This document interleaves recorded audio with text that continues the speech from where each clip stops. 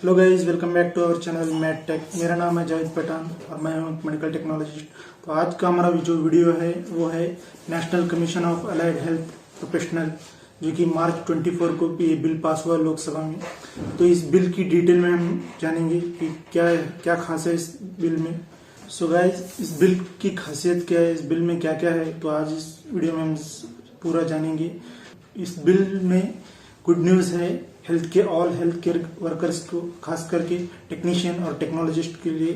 तो आज हम डिटेल में जानेंगे इस बिल में क्या खासियत है, तो इस बिल से क्या फ़ायदा होने वाला है। तो वीडियो को पूरा देखिए और मेरे वीडियो में बने रहिए ताकि मैं आपको पूरा डिटेल में बता सकूं। फ्रेंड्स, ये बिल बहुत सालों से अटका पड़ा था पार्लियामेंट में, तो मार्च 24 को ये बिल पास हुआ। तो इस बिल का मकसद ये है, the bill seeks to regulate standardise the education and practice of allied and health care professional. तो बिल की खासियत ये है, जितने भी पैरामेडिकल टेक्नोलॉजिस्ट या थेरेपिस्ट हैं, सबको एक स्टैंडर्डाइज एजुकेशन देना और ट्रेनिंग देना और सारी कमिटीज बनाना इस बिल का मकसद है। फ्रेंड्स, अब तक जो हमने वीडियो बनाए हैं सारी टेक्नोलॉजीज, जैसे कि operation theatre technologist, lab technologist हो, कार्डियोवास्कुलर टेक्नोलॉजिस्ट हो, सभी टेक्नोलॉजिस्ट के लिए ये बिल बना है। तो बिल का मकसद ये है कि regulate standardise education practice of allied health care professional, मतलब एजुकेशन और साथ में जो प्रैक्टिस होती है उसमें भी ज़्यादा से ज़्यादा इम्प्रूवमेंट लाने के लिए गवर्नमेंट की कोशिश है। तो ये बिल यही मायने रखता है। तो the bill defines allied health professional as associate technician and technologist. तो ये बिल जो है टेक्नीशियन और टेक्नोलॉजिस्ट के लिए। Under the bill such professional should have obtain diploma और डिग्री। जो भी प्रोफेशनल्स हैं, जैसे कि डिप्लोमा हो या डिग्री हो, उनके लिए ये है। जो टेक्नीशियन और टेक्नोलॉजिस्ट डिप्लोमा किया है, डिग्री किया है, उनके लिए ये बिल है। इस बिल के तहत ड्यूरेशन ऑफ द डिग्री और diploma should be at least 2000 hours. मतलब इस बिल के तहत 2000 आवर्स कैपेसिटी बढ़ाई गई है सिलेबस की, जो कि होता है ओवर 2 to 4 years का बनता है program. Health care professional include therapist और any other professional who studies, advise, research, supervise और provide preventive, curative, rehabilitative, therapeutic और प्रमोशनल हेल्थ सर्विस। तो फ्रेंड्स, हेल्थ केयर प्रोफेशनल जो भी हैं, जैसे कि थेरेपिस्ट हो सकता है, प्रोफेशनल स्टडीज हो सकती है, रिसर्च में जहाँ पे सबको हेल्थ केयर के अंडर लिया गया है, थेरापेटिक, प्रमोशनल, सब professional should have obtain degree under this. ये सारे प्रोफेशनल को डिग्री में कंसिडर किया गया है। The duration of the degree should be at least 3 to 6 hours. ये जो ड्यूरेशन ऑफ द कोर्स जो है प्रोफेशनल है, इसको 2 to 6 आवर्स किया गया है, जिसका बनता है 6 years का प्रोग्राम बनता है। The bill specifies certain categories of allied and health care professional और रिकॉग्नाइज्ड कैटेगरीज। इस बिल में 2 कैटेगरी को डिवाइड किया है, अलाइड हेल्थ और हेल्थ केयर को डिवाइड किया गया है, स्पेसिफिक में मेंशन किया गया है। These are mentioned in the schedule to the include life science professional, trauma and burn care professional, surgical anesthesia related technology professional, physiotherapist, nutrition science professional. Friends, the bill specifies certain categories of allied and healthcare professional are recognized categories. Friends, इस bill में allied health और health care को specify किया गया है, जैसे कि health care professional में आ गया life science professional, trauma and burn care professional, surgical and anesthesia related technology professional, physiotherapist, nutrition science professional, इन सभी को हेल्थ केयर में इंक्लूड किया गया है। तो अलाइड और हेल्थ केयर स्पेसिफाई किया गया है इस बिल में। शेड्यूल में भी amended by the certain government after consultation with the national commission for allied health care professional. Friends, अगर ये बिल पास हो गया तो क्या क्या चेंजेस हो सकते हैं, जैसे कि the bill consist of the chairperson. यहाँ पे एक चेयरपर्सन को रिक्रूट किया जाएगा, एक वाइस चेयरपर्सन को रिक्रूट किया जाएगा, 5 members representing various department of central government, 5 members जो होंगे वेरियस डिपार्टमेंट के होंगे, जो सेंट्रल गवर्नमेंट की तरफ से होंगे। 1 representative from the director of general health service, एक डायरेक्टर होंगे जो कि जनरल हेल्थ सर्विस के लिए होंगे। 3 डेप्यूटी डायरेक्टर्स और medical superintendent appointed on a rotational basis from amongst medical institution basis including AIIMS Delhi, AIPMR Mumbai. दोस्तों 3 डेप्यूटी डायरेक्टर्स होंगे, मेडिकल सुपरिटेंडेंट्स अपॉइंट किया जाएगा रोटेशनल बेसिस के तहत अमॉन्स्ट मेडिकल इंस्टीट्यूट, जो कि मेडिकल इंस्टीट्यूशन जैसे कि एम्स हो गया, मुंबई AIPMR हो गया, इनके तहत अपॉइंट किया जाएगा। और 12 part time member representing state council और 12 पार्ट टाइम मेंबर होंगे जो कि स्टेट को रिप्रेजेंट करेंगे, स्टेट काउंसिल में रिप्रेजेंट करेंगे। फ्रेंड्स, इस बिल के फंक्शंस क्या होंगे, मतलब अगर ये बिल पास होता है तो क्या फायदा होगा टेक्नीशियन और टेक्नोलॉजिस्ट के लिए और सारे हेल्थ केयर प्रोफेशनल्स के लिए। तो फ्रेमिंग पॉलिसीज, मतलब पॉलिसीज होंगी बहुत सारी, standardise for regulating education and practice. जैसे कि मैंने पहले ही कहा है कि एजुकेशन और ट्रेनिंग में ज़्यादा ध्यान दिया गया है इस बिल में। ज़्यादा से ज़्यादा आपको ट्रेनिंग प्रोवाइड किया जाएगा, ज़्यादा से ज़्यादा एजुकेशन में बेहतर से बेहतर एजुकेशन मिलेगी। अच्छे क्वालिफाइड टीचर्स होंगे, फैकल्टीज होंगे जो कि आपको पढ़ाएंगे। अगर आप कोई भी प्रोफेशनल प्रोग्राम करते हो, dialysis technologist, OT anaesthesia technologist, कोई भी प्रोफेशनल करते हो तो आपको क्वालिटी एजुकेशन मिलेगी, ट्रेनिंग मिलेगी, इंटर्नशिप मिलेगा। तो इसमें आप बहुत से अच्छा क्वालिफाइड टेक्नोलॉजिस्ट बनोगे। Creating and maintenance of an online central register of all registered professional. तो यहाँ पे रजिस्ट्रेशन का काम होगा, जैसे कि आप स्टेट में भी रजिस्टर हो जाओगे, सेंट्रल में भी रजिस्ट्रेशन आपका हो जाएगा। फ्रेंड्स, इस बिल के तहत आपका रजिस्ट्रेशन भी किया जाएगा, स्टेट रजिस्ट्रेशन होगा और साथ ही सेंट्रल रजिस्ट्रेशन भी होगा। जैसे कि आपने देखा होगा कि नर्सिंग का भी रजिस्ट्रेशन होता है, फार्मेसी काउंसिल का भी रजिस्ट्रेशन होता है। फ्रेंड, अगर ये बिल पास होता है तो examination, stop qualification, exit exam, entry exam सभी का इसमें प्लान किया गया है। इस बिल के तहत आपका एंट्री एग्जाम भी होगा, एग्जिट एग्जाम भी होगा और आपका एक आइडेंटिटी होगी, स्टेट में भी आइडेंटिटी होगी और सेंट्रल में भी आपकी एक आइडेंटिटी होगी कि आप कहाँ से बिलोंग्स करते हो, कहाँ पे आपकी एजुकेशन होगी, सारा आपका डेटा होगा, जिसके तहत आपका रजिस्ट्रेशन हो जाएगा, जिसके तहत आपका रजिस्ट्रेशन होता है। जैसे कि आपने देखा होगा कि नर्सिंग का भी रजिस्ट्रेशन होता है, फार्मेसी वालों का भी रजिस्ट्रेशन होता है, उसी तरह टेक्नोलॉजिस्ट, सारे हेल्थ केयर वर्कर्स का भी रजिस्ट्रेशन होगा। तो एक अच्छी बात होगी कि आपका रजिस्ट्रेशन होने से आपकी एक आइडेंटिटी बनेगी कि जो क्वालिफाइड होगा वही वर्क कर पाएगा। और साथ ही इस बिल में ये भी मेंशन किया गया है कि कोई टेक्नीशियन और टेक्नोलॉजिस्ट बाहर भी काम करना चाहता है तो उसके लिए भी एक बेटर अपॉर्चुनिटी भी इस बिल के तहत होगी। तो काफी सारा बिल में है, ज्यादा जानकारी के लिए पूरा वीडियो देखिए। फ्रेंड्स, इस बिल से बहुत सारे फायदे होने वाले हैं टेक्नीशियन, टेक्नोलॉजिस्ट और सारे हेल्थ केयर वर्कर्स जैसे कि थेरेपिस्ट, फिजियोथेरेपिस्ट। तो इस मेरे चैनल पे बने रहिए ताकि मैं और आपको जानकारी दे सकूं इस बिल के बारे में और आपको आइडिया दे सकूं। तो ये वीडियो को पूरा देखिए, लाइक कीजिए, शेयर कीजिए और सारे अपने फ्रेंड्स को फॉरवर्ड कीजिए ताकि उनको भी आइडिया आ जाए इस बिल को लाने का मकसद क्या है। तो मेरे चैनल पर बने रहिए दोस्तों।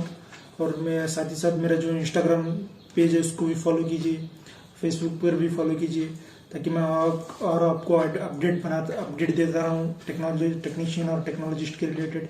Thank you friends for watching.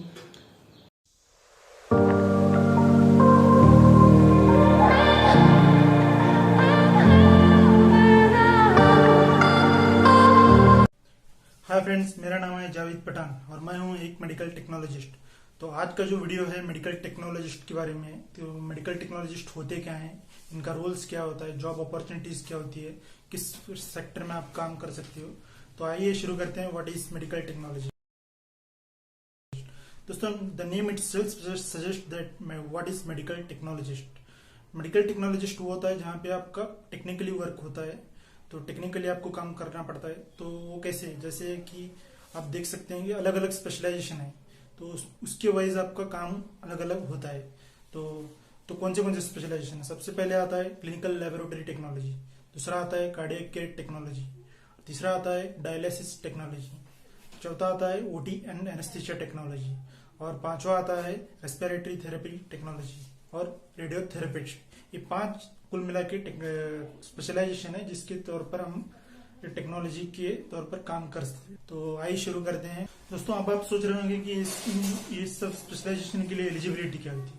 Eligibility होती है 12th साइंस और डिप्लोमा। डिप्लोमा वो होता है जो 12th के बाद 2 ईयर का होता है, 10th के बाद 3 ईयर का होता है, तो वो भी एलिजिबल हो सकते हैं इसको एडमिशन पाने के लिए। दोस्तों, अगर आपने डिप्लोमा किया है तो इन्हीं स्पेशलाइजेशन में होना चाहिए। जैसे कि कार्डियक केयर में अगर आपने डिप्लोमा किया है तो आप सिर्फ BSc in cardiac care technology में एडमिशन ले सकते हो। अगर आपने तो उसी तरह अलग अलग स्पेशल ओटी में अगर किया है तो आप ओटी में एलिजिबल हो सकते हो एडमिशन पाने के लिए। तो हर एक स्पेशलाइजेशन का अगर पर्टिकुलर डिप्लोमा किया है तो ही आप उसी स्पेशलाइजेशन में एडमिशन ले सकते हो। तो दोस्तों, आप जानते हैं हम लोग अलग अलग स्पेशलाइजेशन के बारे में कि स्पेशलाइजेशन कौन से हैं, उसमें काम क्या क्या होता है। तो सबसे पहले लेता हूँ क्लिनिकल लेबोरेटरी टेक्नोलॉजी। दोस्तों, इसको अदरवाइज हम बोल सकते हैं BSc medical in laboratory technology भी बोल सकते हैं। दोस्तों, इसमें काम होता है आपका ब्लड कलेक्शन करना, यूरिन कलेक्शन करना। अलग अलग डिपार्टमेंट होते हैं जैसे कि बायोकेमिस्ट्री, हेमेटोलॉजी, माइक्रोबायोलॉजी है, हिस्टोपैथोलॉजी। तो ये सब डिपार्टमेंट होते हैं मेडिकल लेबोरेटरी टेक्नोलॉजी की। तो यहाँ पे आपको काम करना पड़ता है। तो दूसरे हम बात करेंगे कार्डियक केयर टेक्नोलॉजी।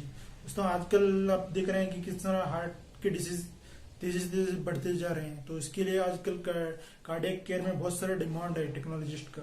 तो कार्डियक में आप ईसीजी डिपार्टमेंट में काम कर सकते हो एज ए ईसीजी टेक्नोलॉजिस्ट बोल के। अगर आप इसमें और टीएमटी टेक्नोलॉजिस्ट भी कर सकते हैं, जैसे कि ट्रेडमिल टेक्नोलॉजिस्ट बोलते हैं उसको। और आप इसमें कैथलैब टेक्नोलॉजिस्ट बोल के भी काम कर सकते हैं, और इसमें आप as a echo cardio technologist भी काम कर सकते हैं।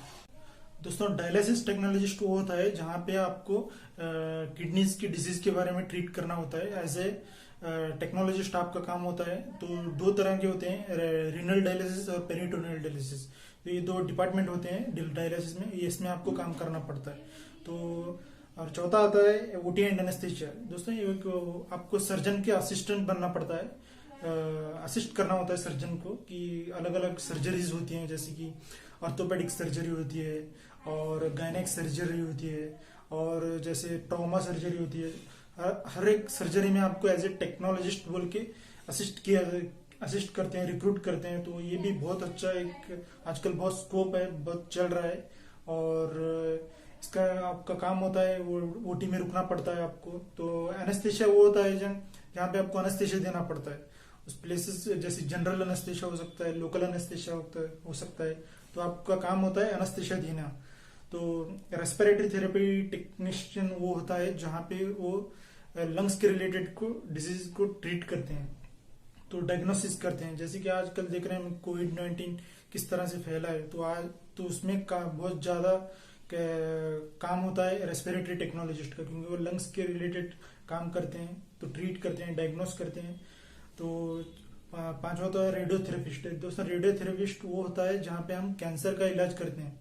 तो थेरेपिस्ट का काम होता है कि वहाँ पे डायग्नोस करे कि अलग अलग ट्यूमर्स के बारे में स्टडी करते हैं, अलग अलग कैंसर सेल के बारे में स्टडी करते हैं। यहाँ पे अलग अलग मशीन्स होती हैं, तो इंस्ट्रूमेंट पे आपको काम करना पड़ता है।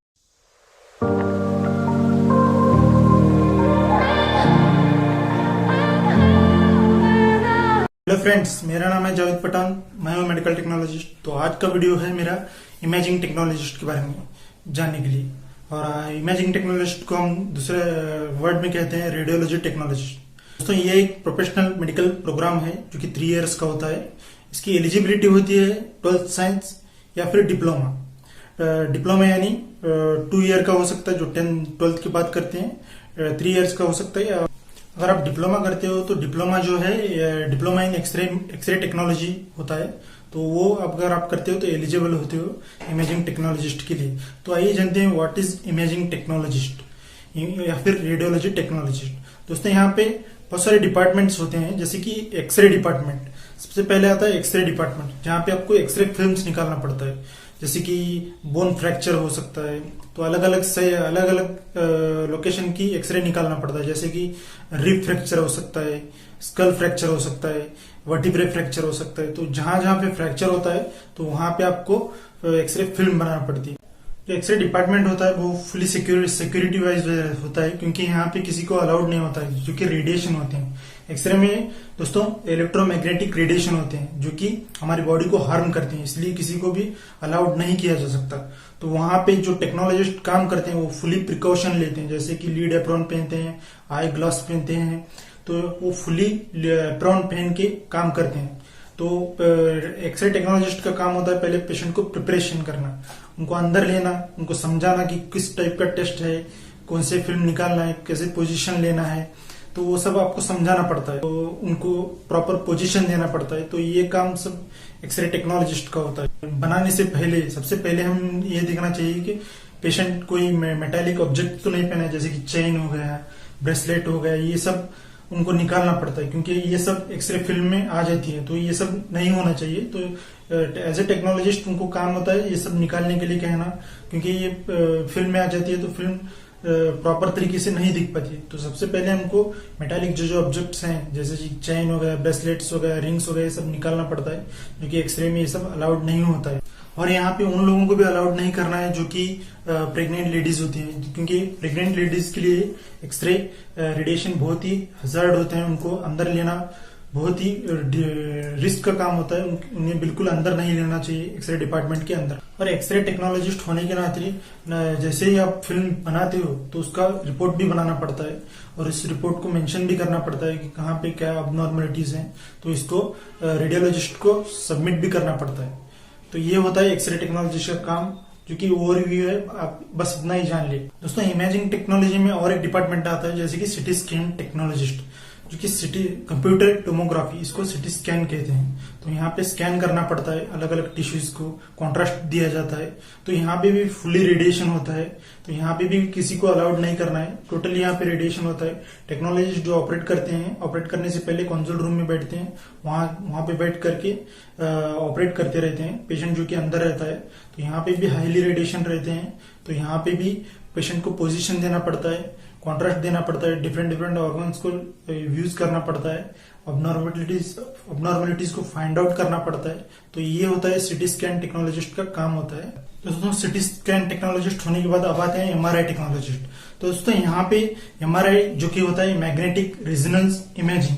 तो यहाँ पे नाम से आपको पता चल रहा है कि यहाँ पे मैग्नेटिक वर्ड यूज हो रहा है, क्योंकि हाई पावर ऑफ मैग्नेटिक होता है।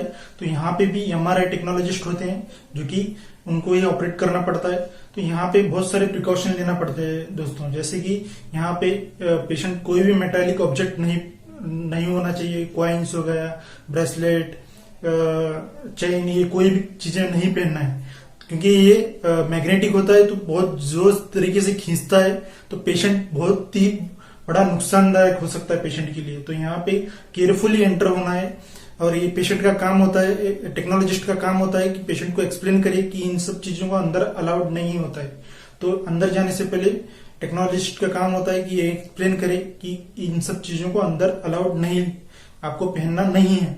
तो जैसे ही आप अंदर एंटर होते हो तो आपको पूरा चेक किया जाता है कि कोई है या नहीं। अगर पेस मेकर है तो वो भी, उन पेशेंट को भी अलाउड नहीं किया जाता। रेडियोलॉजिस्ट का रिकमेंडेशन लेना पड़ता है, उसके बाद अंदर अलाउड किया जाता है। तो मैग्नेटिक रेजोनेंस इमेजिंग ये भी बहुत ही हाईली टेक्निक है, जो आजकल बहुत यूज हो रहा है। तो यहाँ पे भी आपको बहुत सारी अबनॉर्मलिटीज पता चलती है, टिश्यूज की अबनॉर्मलिटीज सब पता चलती है। ब्रेन एमआरआई करते हैं, सबका एमआरआई किया जाता है, एमआरआई हार्ट भी किया जाता है, किडनी का भी एमआरआई किया जाता है। तो हर एक ऑर्गन का एमआरआई स्कैन किया जाता है। तो ये सब चीजें ध्यान में रखना पड़ता है। ये सब टेक्नोलॉजिस्ट का काम होता है कि ये सब देके पेशेंट को किस तरह पोजीशन करना है, किस तरह लेटाना है, उनको एक्सप्लेन करना है कि किस टाइप का टेस्ट है। तो ये सब उनको बताना पड़ता है, ये कम टेक्नोलॉजिस्ट का होता है। फिर पेशेंट का नेम, डेटा एंट्री करना पड़ता है, एज, सेक्स सब एंटर करना पड़ता है। फिर उनको रिपोर्ट बना के देना भी पड़ता है। तो ये सब रेडियोलॉजिस्ट के अंडर होता है, तो वो सब ऑब्जर्व करते रहते हैं। तो ये काम होता है मेडिकल रेडियोलॉजी टेक्नोलॉजिस्ट का। दोस्तों आप आगे बैठते हैं, और एक डिपार्टमेंट है जैसे कि अल्ट्रासोनोग्राफी डिपार्टमेंट। दोस्तों यहाँ पे कोई रेडिएशन नहीं होता है, सिर्फ एक इंस्ट्रूमेंट होता है जो कि सोनोग्राफी मशीन होती है। तो वहां पे कोई रेडिएशन नहीं होता है। तो वहां पे पेशेंट को अंदर लेना है हमें, तो ये काम भी टेक्नोलॉजिस्ट करते हैं, कभी कभी रेडियोलॉजिस्ट करते हैं। तो यहाँ पे पेशेंट को अंदर लेना है, लेटाना है, अलग अलग ऑर्गन्स का ये करना पड़ता है सोनोग्राफी, जैसे कि स्टमक सोनोग्राफी करना पड़ता है, किडनी का सोनोग्राफी करना पड़ता है और हार्ट की सोनोग्राफी करना पड़ता है। दोस्तों सोनोग्राफी भी आजकल बहुत ही पॉपुलर टेक्निक है, जिससे हम अबनॉर्मलिटीज बहुत जल्दी पता कर सकते हैं। जैसे कि किडनी स्टोन्स को अगर हम देखना है तो अल्ट्रासोनोग्राफी के जरिए ही हमें पता चल सकता है कि कितने mm के स्टोन्स हैं, ये सब देखा जाता है। तो ये भी टेक्नोलॉजिस्ट का काम होता है, कभी कभी रेडियोलॉजिस्ट भी ऑपरेट करते हैं। तो बहुत सारी चीजें हम ऑब्जर्व कर सकते हैं, स्टमक ऑब्जर्व कर सकते हैं, डायफ्राम देख सकते हैं, लीवर भी देख सकते हैं। तो सारी अबनॉर्मलिटीज अल्ट्रासोनोग्राफी में दिखती है। तो ये सब अल्ट्रासोनोग्राफी में दिख जाता है, तो उसके जरिए ट्रीटमेंट किया जाता है। तो ये सब बहुत ही पॉपुलर टेक्निक है। दोस्तों आज के वीडियो में हमने जाना x ray technologist, MRI technologist, CT scan technologist और जो अल्ट्रासोनोग्राफी टेक्नोलॉजिस्ट के बारे में जाना। दोस्तों ये ओवरऑल जो कि रेडिएशन डिपार्टमेंट है, तो यहाँ पे प्रिकॉशन टेक्नोलॉजिस्ट को भी बहुत लेना पड़ता है, क्योंकि जो कि आप रेडिएशन डिपार्टमेंट में काम कर रहे हो तो आपको हेल्दी फूड खाना है, हाइजीन फूड खाना है और फुली डाइट रखना है, जो कि आप रेडिएशन डिपार्टमेंट में काम कर रहे हो। दोस्तों जैसे कि हमने देखा कि एक्सरे टेक्नोलॉजिस्ट का काम क्या होता है, सीटी स्कैन टेक्नोलॉजिस्ट का काम क्या होता है और MRI टेक्नोलॉजिस्ट का काम क्या होता है, तो सोनोग्राफी टेक्नोलॉजिस्ट का काम क्या होता है। उसी तरह जो कि रेडिएशन डिपार्टमेंट होता है, जहाँ पे एक्सरे हो गया, सिटी हो गया, तो यहाँ पे रेडिएशन ज्यादा होते हैं। तो यहाँ पे टेक्नोलॉजिस्ट को बहुत सारा प्रिकॉशन लेना पड़ता है, जैसे कि हेल्दी डाइट रखना पड़ता है, हेल्दी फूड खाना पड़ता है, प्रॉपर उनको देखना पड़ता है कि रेडिएशन डोज सही है या नहीं है, नॉर्मल है या अबनॉर्मल है। तो उसके लिए एक TLD बैच दिया जाता है, जो कि हम वो यहाँ पे लगाते हैं। तो उसके जरिए से पता चलता है कि हमने डोज कितना ऑब्जर्व किया है। तो उस बेस से पेशेंट को डाइट या फिर ड्रग्स दिया जाता है क्योर होने के लिए। अगर ज्यादा रेडिएशन डोज ऑब्जर्व किया है तो उसके हिसाब से उसको रेस्ट दिया जाता है, उसको प्रॉपर मेडिकेशन दिया जाता है, उसको रेस्ट करने के लिए ये दिया जाता है। अगर नॉर्मल है तो जैसा है वैसा ही चलता रहता है। थैंक यू फ्रेंड्स, आज के वीडियो में हम बस इतना ही जानेंगे कि इमेजिंग टेक्नोलॉजिस्ट के बारे में। तो जो अगर आपको ये वीडियो पसंद आया है तो लाइक कीजिए और सब्सक्राइब कीजिए और शेयर कीजिए।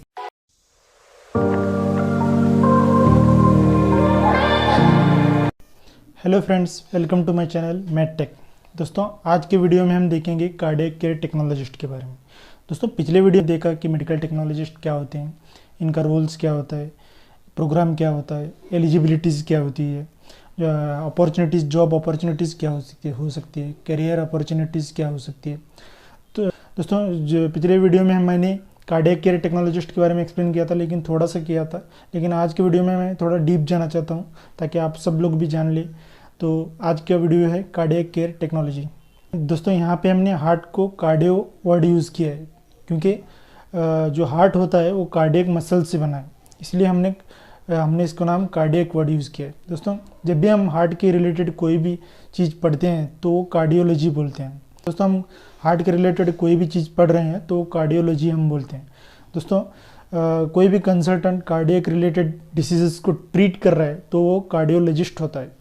दोस्तों कोई भी सर्जन कार्डियक रिलेटेड ऑपरेशन कर रहा है, जैसे कि ASD हो सकता है, atrial septal defect device closure हो सकता है, बाईपास सर्जरी कर रहा है, तो वो सब कार्डियक सर्जन होते हैं।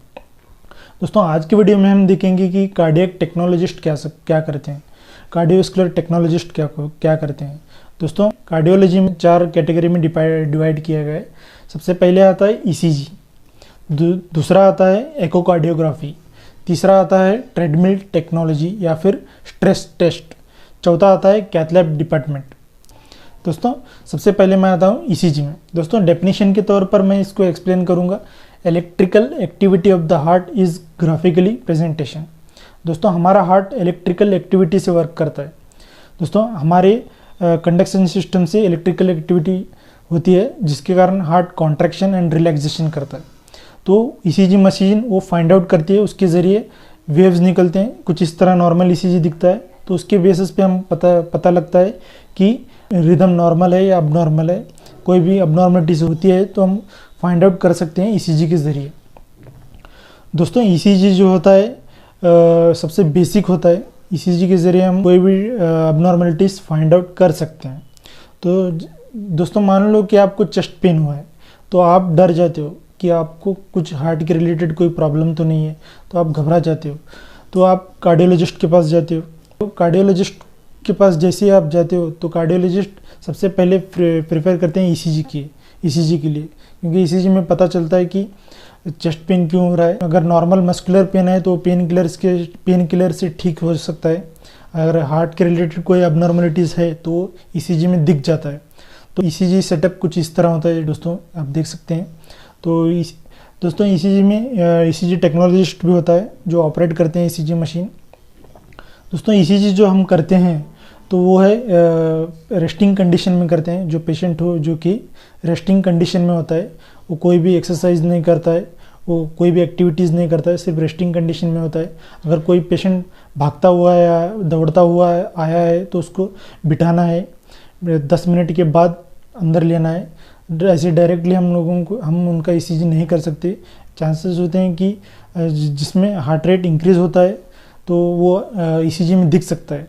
तो नॉर्मली एक्सरसाइज करने के बाद हार्ट रेट इंक्रीज़ होता है, तो हमें इसलिए हमें पेशेंट को थोड़ा बिठाना है, 10 मिनट रेस्ट करना है। रेस्ट करने के बाद पेशेंट को अंदर लेना है। दोस्तों यहाँ पे ईसीजी टेक्नोलॉजिस्ट का काम होता है कि पेशेंट को अंदर ले डिपार्टमेंट में और उसको ईसीजी के बारे में एक्सप्लेन करे कि ईसीजी क्यों कर रहे हैं, किस लिए कर रहे हैं, इसके फ़ायदे क्या हैं, क्या क्या करना पड़ता है। दोस्तों ये काम टेक्नोलॉजिस्ट का होता है कि पेशेंट को हम एडवाइस करें। दोस्तों ईसीजी में जब भी आप ईसीजी करवाने के लिए जाते हैं तो हमें शर्ट निकालना पड़ता है। दोस्तों अगर चेस्ट पर हेयर हैं तो वो भी ट्रिम करके निकाला जाता है सर्वेंट के ज़रिए। जो ईसीजी डिपार्टमेंट में सर्वेंट होते हैं उनको बोल करके निकालना पड़ता है, तो ये सब निकालना पड़ता है। दोस्तों जो पेशेंट अगर मोबाइल लेकर आया तो मोबाइल निकाल करके साइलेंट रखना है। अगर कोई मेटालिक ऑब्जेक्ट है तो वो भी निकालना है। अगर मोबाइल रख के आप ईसीजी कर रहे हो तो उस टाइम पे अगर फ़ोन आता है तो वो भी अबनॉर्मलिटीज़ तो वो भी आर्टिफैक्ट्स उस ईसीजी में दिख जाते हैं। तो इसीलिए मोबाइल निकाल देते हैं, मेटालिक ऑब्जेक्ट्स भी निकालना है, और अगर वॉच पहना है तो वॉच भी निकालना है। तो पेशेंट को लेना है अंदर, उसको एडवाइस करना है कि कैसे करते हैं ईसीजी। तो पेशेंट को बेड पर लेटाना है। लेटाने के बाद उसको इलेक्ट्रोड्स लगाया जाता है। दोस्तों इलेक्ट्रोड्स जो लगाते हैं right arm, left arm, right leg, left leg और 6 चेस्ट लीड्स लगाए जाते हैं, जो कि V1, V2, V3, V4, V6 होता है। दोस्तों इस तरह से इलेक्ट्रोड्स लगाया जाता है। लगाने के बाद ईसीजी मशीन ऑन किया जाता है। ऑन करने के बाद उसमें पेशेंट का डेटा भरना है हमें, जैसे कि पेशेंट का नेम हो सकता है, एज हो सकता है, सेक्स में अगर मेल है तो मेल, फीमेल है तो फीमेल, फिर डेट। फिर दोस्तों अगर पेशेंट का कोई आईडी है तो वो भी उसमें डालना पड़ता है। जो हॉस्पिटल का अगर कोई आईडी है, आईडी नंबर है तो उसमें मेंशन करना पड़ता है। तो ये सब करना पड़ता है दोस्तों ईसीजी टेक्नोलॉजिस्ट को। दोस्तों इलेक्ट्रोड्स लगाने के बाद ईसीजी मशीन में रिदम आना स्टार्ट हो जाते हैं। तो जैसे ही रिदम आते हैं तो समझ लेना चाहिए कि ईसीजी सही तरीके से हो रहा है, वो हमें देखना पड़ता है। आपको समझ आ जाएगा कि जैसे आप ईसीजी देखोगे। तो देखने के बाद इमीडिएटली प्रिंट निकालना है। प्रिंट निकाल करके नॉर्मल है या अबनॉर्मल है उसको एनालाइज करना है। एनालाइज करके कार्डियोलॉजिस्ट को रेफ़र करना है। दोस्तों ये होता है ईसीजी डिपार्टमेंट में हम लोग ये सब काम करते हैं। ये ईसीजी टेक्नोलॉजिस्ट को ये सब काम करना पड़ता है, इस तरह से ऑपरेट करना पड़ता है, इस तरह से पेशेंट को प्रिपरेशन करना पड़ता है, इस तरह से रिपोर्ट को मेंशन करना पड़ता है, नॉर्मलिटी एबनॉर्मलिटी सब मेंशन करना पड़ता है। दोस्तों ईसीजी में हमें बहुत पता चलता है, जैसे कि heart rate, rhythm, normal rhythm, abnormal rhythm, regular rhythm, irregular rhythm, enlargement, बहुत कुछ पता चलता है। ST elevation, depression. दोस्तों ईसीजी जो है बहुत ही बेसिक है। अगर आप कार्डियोलॉजी डिपार्टमेंट में हैं तो आपको ईसीजी आना बहुत ज़रूरी है। तो यहाँ पे आप बहुत सारा प्रैक्टिस करना पड़ता है ईसीजी को अंडरस्टैंड करने के लिए। तो दोस्तों ये होता है ईसीजी डिपार्टमेंट। दोस्तों अब आगे चलते हैं मशीन, जिसमें ट्रांसड्यूसर होता है और नोड होता है, इसके ज़रिए हम ईसीजी। दोस्तों अब हम बात करते हैं इकोकार्डियोग्राफी डिपार्टमेंट। इको मशीन जो होती है बिल्कुल अल्ट्रासोनोग्राफी जैसी दिखती है, लेकिन यहाँ पे प्रोग्राम जो होते हैं, सॉफ्टवेयर जो होता है वो हार्ट के रिलेटेड डाला जाता है, ताकि हम हार्ट को देख सकें, अबनॉर्मलिटी फाइंड आउट कर सकें। दोस्तों इकोकार्डियोग्राफी टेक्नोलॉजिस्ट जो होता है वो पेशेंट को अंदर लेता है। दोस्तों इकोकार्डियोग्राफी में 2 टाइप के होते हैं, वो एक ट्रांसथोरेसिक होता है, दूसरा ट्रांस इसोफेजियल होता है। सबसे पहले हम बात करते हैं ट्रांसथोरेसिक। दोस्तों ट्रांसथोरेसिक जो होता है, जो उसमें हम ट्रांसड्यूसर जो है पेशेंट की चेस्ट पर रख करके रोटेट करते रहते हैं, जिसके ज़रिए हम हार्ट के व्यूज़ देख सकते हैं, हार्ट के स्ट्रक्चर देख सकते हैं। दोस्तों इकोकार्डियोग्राफी में हम हार्ट के स्ट्रक्चर देखते हैं, जैसे कि right atrium, left ventricle, right ventricle, aorta, ये सब हम देख सकते हैं। लेकिन यहाँ पे अलग अलग एक्सिस होते हैं, जैसे कि parasternal short axis, parasternal long axis, subcostal view और सुप्रास्टर्नल व्यू। इसके ज़रिए से हम फाइंड आउट कर सकते हैं। दोस्तों पैरास्टर्नल लॉन्ग एक्सिस में हम देखते हैं यूरोटा, एलवीओटी, माइट्रल वाल्व, आरवीओटी हम देखते हैं, जिसमें हम ब्लड का फ्लो देख सकते हैं, और जिसमें हम एम मोड देख सकते हैं, जिसमें ई रेशो पता चलता है, माइट्रल वाल्व मूवमेंट देख सकते हैं। दोस्तों ये होता है पैरास्टर्नल लॉन्ग एक्सिस में। दोस्तों पैरास्टर्नल शॉर्ट एक्सिस में हम इजेक्शन फ्रैक्शन देख सकते हैं, हार्ट की कॉन्ट्रैक्ट देख सकते हैं, हम लेफ्ट वेंट्रिकल का कॉन्ट्रैक्ट देख सकते हैं, जिसमें इनसाइड व्यू देख सकते हैं हम लोग। दोस्तों यहाँ पे हम लोग शॉर्ट एक्सिस में हम लोग हाइपोकाइनेजिया भी देख सकते हैं, एंटीरियर वाला हाइपोकाइनेजिया, पोस्टीरियर वाला हाइपोकाइनेजिया, ये सब देख सकते हैं। दोस्तों अपाइकल 4 चैम्बर व्यूज़ में हम ये देख सकते हैं, 4 चैम्बर व्यूज़ हम देख सकते हैं, जिसमें right atrium, left ventricle, left atrium, ये 4 चैम्बर व्यूज़ देख सकते हैं, जिसमें यूरोटा भी हम देख सकते हैं। दोस्तों अपाइकल 4 चैम्बर व्यूज़ हम तब देखते हैं जब हम एनलार्जमेंट हो, चैम्बर साइज़ देखना हो, तो हम लेफ्ट अपाइकल 4 चैम्बर व्यूज़ देखते हैं। दोस्तों अपाइकल 4 चैम्बर व्यूज़ में कभी कभी हमें शंटिंग भी दिखती है, जिसके ज़रिए हम पता चल सकते हैं ESD हो या VSD। ESD यानी एट्रियल सेप्टल डिफेक्ट, VSD यानी वेंट्रिकुलर सेप्टल डिफेक्ट। तो ये सब हम देख सकते हैं अपाइकल 4 चैम्बर व्यूज़ में। दोस्तों सबकोस्टल व्यूज़ में हम ये देखते हैं कि अगर पेरिकार्डियल एफ्यूजन है तो हम देख सकते हैं जिसमें पेरिकार्डियल कैविटी में फ्लूइड एक्यूमुलेशन हो जाता है, जिसके ज़रिए हम पेरिकार्डियल कैविटी देख सकते हैं, फिर पेरिकार्डियल एफ्यूजन देख सकते हैं सबकोस्टल व्यूज़ में। दोस्तों सुप्रास्टर्नल व्यूज़ में हम यूरोटा देख सकते हैं, असेंडिंग यूरोटा देख सकते हैं, ट्रांसपोजिशन ऑफ ग्रेट आर्टरीज देख सकते हैं, तो बहुत कुछ देख सकते हैं सुप्रास्टर्नल व्यूज़ में। तो दोस्तों ये होता है इकोकार्डियोग्राफी में। दोस्तों इकोकार्डियोग्राफी और एक होता है जैसे कि इसोफेजियल एंडोस्कोपी, EEG इसको हम कहते हैं।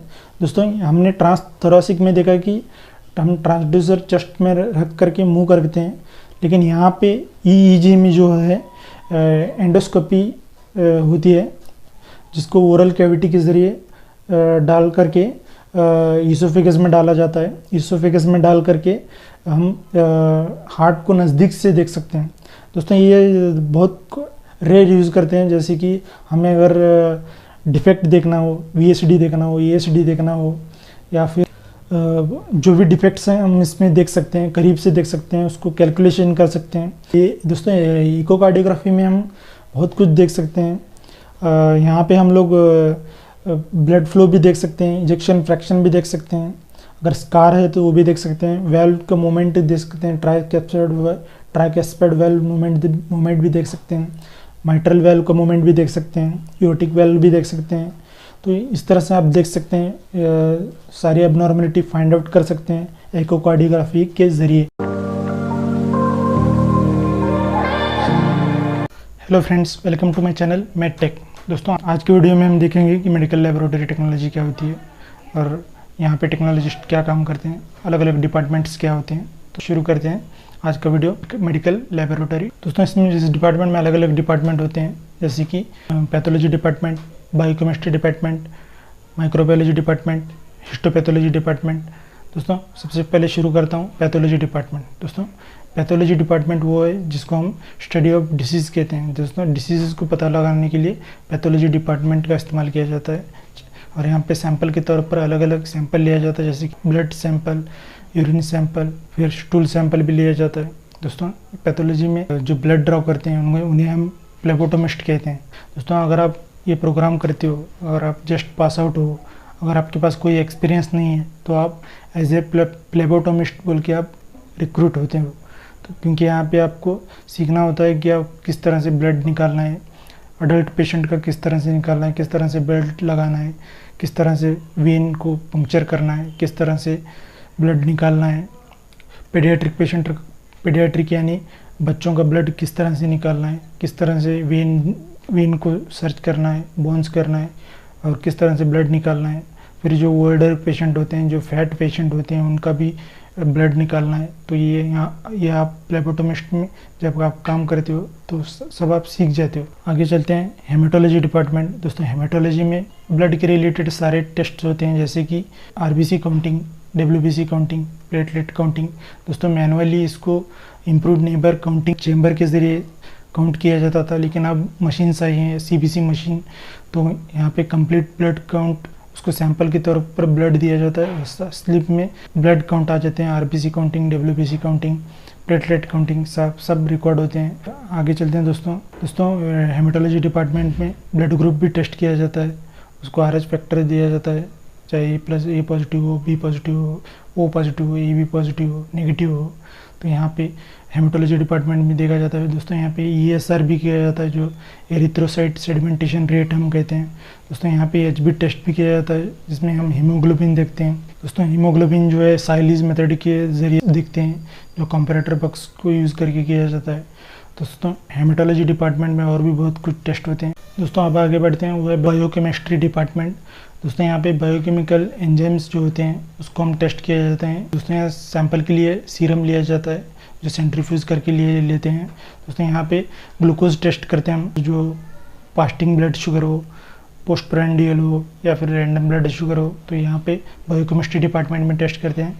फिर जो सीआरपी टेस्ट हो, सी रिएक्टिव प्रोटीन हम कहते हैं, वो भी बायोकेमिस्ट्री डिपार्टमेंट में चेक करते हैं। दोस्तों एसजीपीटी, एसजीओटी। दोस्तों एसजीपीटी मतलब सीरम ग्लूटामेट पायरुविक ट्रांसअमाइनेस। दोस्तों एसजीओटी मतलब सीरम ग्लूटामेट ऑक्सलेट पायरुविक, जो हम लोग यहाँ पे बायोकेमिस्ट्री डिपार्टमेंट में करते हैं। दोस्तों बायोकेमिस्ट्री डिपार्टमेंट में इलेक्ट्रोलाइट भी चेक किया जाता है, जो सोडियम, पोटेशियम, कैल्शियम जो होते हैं वो बायोकेमिस्ट्री डिपार्टमेंट में चेक करते हैं। दोस्तों बायोकेमिस्ट्री डिपार्टमेंट में और भी बहुत कुछ टेस्ट होते हैं, CSF हो, सेरेब्रोस्पाइनल फ्लूइड भी बायोकेमिस्ट्री डिपार्टमेंट में चेक किया जाता है। दोस्तों एक मशीन होती है जो बायोकेमिस्ट्री एनालाइजर हम कहते हैं, तो वहाँ पे बायोकेमिस्ट्री डिपार्टमेंट में किया जाता है। दोस्तों बायोकेमिस्ट्री डिपार्टमेंट में लीवर फंक्शन टेस्ट भी किया जाता है, जो बिलिरुबिन जो भी होता है, तो वो liver function test biochemistry department में करते हैं। और जो किडनी फंक्शन टेस्ट हैं, जिसको हम KFT कहते हैं, रीनल RFT कहते हैं, तो वो भी बायोकेमिस्ट्री डिपार्टमेंट में किया जाता है, जैसे कि यूरिया, क्रिएटिनिन, सब बायोकेमिस्ट्री डिपार्टमेंट में चेक किया जाता है। दोस्तों अब आगे बढ़ते हैं, वो है हिस्टोपैथोलॉजी डिपार्टमेंट। दोस्तों हिस्टोपैथोलॉजी डिपार्टमेंट में हम लोग टिश्यू के सैंपल के तौर पर टिश्यू लेते हैं। दोस्तों जो भी हम टिश्यू के बारे में स्टडी करते हैं उसको हम हिस्टोपैथोलॉजी कहते हैं। दोस्तों यहाँ पे अलग अलग इंस्ट्रूमेंट होते हैं, जैसे कि माइक्रोटोम, जिसके ज़रिए हम टिश्यू को कट करते हैं और उसको सेक्शन बनाते हैं। दोस्तों यहाँ पे अलग अलग टेक्निक होती है, जैसे कि फिक्सेशन, जहाँ पे टिश्यू को फिक्स किया जाता है, फिर उसको ब्लॉकिंग करते हैं, ब्लॉक करके रखा जाता है पैराफिन वैक्स में, फिर उसको सीरियल सेक्शन कटिंग करते हैं, जैसे माइक्रोटोम को लेकर के। दोस्तों माइक्रोटोम अलग अलग होते हैं, जैसे कि रोटरी माइक्रोटोम, स्लेजर माइक्रोटोम, तो ये सब माइक्रोटोम्स हैं जो कट करने के लिए लिए जाते हैं। डिफरेंट शेप के ब्लेड्स होते हैं इसमें, तो यहाँ पे कटिंग के लिए माइक्रोटोम्स का इस्तेमाल किया जाता है। दोस्तों यहाँ पे जो कोऑर्डिनेट करते हैं वो हिस्टोपैथोलॉजिस्ट होते हैं, उनके अंडर टेक्नोलॉजिस्ट काम करते हैं। तो यहाँ पे टिश्यू को टेस्टिंग के तौर पर लिया जाता है और ट्यूमर को भी लिया जाता है एक टिश्यू के इस्तेमाल के लिए। जो ट्यूमर टिश्यू होते हैं उसको भी चेकिंग के लिए लिया जाता है, ताकि कैंसर सेल को फाइंडिंग कर सके। दोस्तों यहाँ पे टिश्यू के रिलेटेड सारे टेस्टिंग होते हैं। दोस्तों यहाँ हिस्टोपैथोलॉजी में बस इतना ही। अब आगे बढ़ते हैं, वो है माइक्रोबायोलॉजी डिपार्टमेंट। दोस्तों माइक्रोबायोलॉजी में हम लोग जो माइक्रो ऑर्गेनिजम्स हैं, जैसे कि बैक्टीरिया, वायरसेस, फंगसेस, ये सब हम माइक्रोबायोलॉजी डिपार्टमेंट में चेक करते हैं। दोस्तों यहाँ पे हम लोग बैक्टीरियाज को ग्रो करते हैं अलग अलग सैंपल लेकर के, जैसे कि ब्लड, यूरिन, पस, स्पुटम, जो भी सैंपल रहते हैं इसमें जो बैक्टीरियाज रहते हैं उनको हम ग्रो करते हैं। तो ये एगार प्लेट होता है, आप देख सकते हैं एगार प्लेट में बैक्टीरिया को ग्रोथ किया जाता है। ग्रोथ करने के लिए उन्हें न्यूट्रिशन दिया जाता है, जैसे कि कल्चर मीडिया उसको हम कहते हैं। तो कल्चर मीडिया के तौर पर हम लोग उनको न्यूट्रिशन देते हैं। दोस्तों फॉर एग्जांपल कल्चर मीडियाज जो हैं ब्लड एगार, चॉकलेट एगार, रॉबर्टसन मीट मीडिया, तो ये सब मीडियाज़ हैं जो उनको न्यूट्रिशन के तौर पर दिया जाता है। जब बैक्टीरियाज ग्रो करते हैं तो फिर उनको किल करते हैं एंटीबायोटिक दे करके। दोस्तों ये टेक्निक एंटीबायोटिक जब देते हैं तो जो बैक्टीरियाज जो मरते हैं, किल होते हैं, तो वही एंटीबायोटिक पेशेंट को दिया जाता है ट्रीटमेंट के तौर पर। दोस्तों इसको हम एंटीबायोटिक सेंसिटिविटी टेस्टिंग कहते हैं। जैसे आप माइक्रोबायोलॉजी डिपार्टमेंट में जाओगे तो आप समझ जाओगे, जब आप ये प्रोग्राम करोगे तो आप अंडरस्टैंड कर जाओगे कि किस तरह से माइक्रोबायोलॉजी डिपार्टमेंट में काम करते हैं, कौन सी टेक्निक होती है। दोस्तों आज की वीडियो में हमने देखा कि मेडिकल लेबोरेटरी टेक्नोलॉजिस्ट क्या होते हैं, इनका रोल क्या होता है, अलग अलग डिपार्टमेंट में क्या काम कर सकते हैं। दोस्तों यहाँ पे आपको जॉब अपॉर्चुनिटीज़ होती है, गवर्नमेंट सेक्टर, प्राइवेट सेक्टर में आप कहीं पर भी काम कर सकते हो। दोस्तों आप रिसर्च सेंटर में भी काम कर सकते हो। बहुत सारी फार्मास्यूटिकल इंडस्ट्री में भी रिक्रूट करते हैं मेडिकल लेबोरेटरी टेक्नोलॉजिस्ट को, तो आप वहाँ पे भी ट्राई कर सकते हो। दोस्तों बहुत सारी कंपनीज़ हैं जो फ्रेंचाइज देती है आपको लैब ओपन करने के लिए, आप लैब भी ओपन कर सकते हो। जैसे कि मेट्रोपोलिस लैब हो सकता है, SRL डायग्नोस्टिक हो सकता है, अपोलो डायग्नोस्टिक होता है, जहाँ पे आप फ्रेंचाइज के तौर पर फ्रेंचाइज ले करके आप खुद का लैब ओपन कर सकते हो। तो आप वहाँ पे भी आप बहुत सारे प्रॉफिट कर सकते हो। तो ये होता है करियर पॉइंट ऑफ, आप कहीं पे भी काम कर सकते हो। तो दोस्तों आज की वीडियो में हमने देखा कि मेडिकल लेबोरेटरी टेक्नोलॉजी क्या होते हैं, कहाँ कहाँ पर आप काम कर सकते हो। तो आज के वीडियो में बस इतना ही। आगे की वीडियो के लिए आप मेरे चैनल को सब्सक्राइब कीजिए, लाइक कीजिए और इस बेल आइकन को प्रेस कीजिए ताकि आने वाली अपडेट आपको मिले। Thank you very much friends for watching.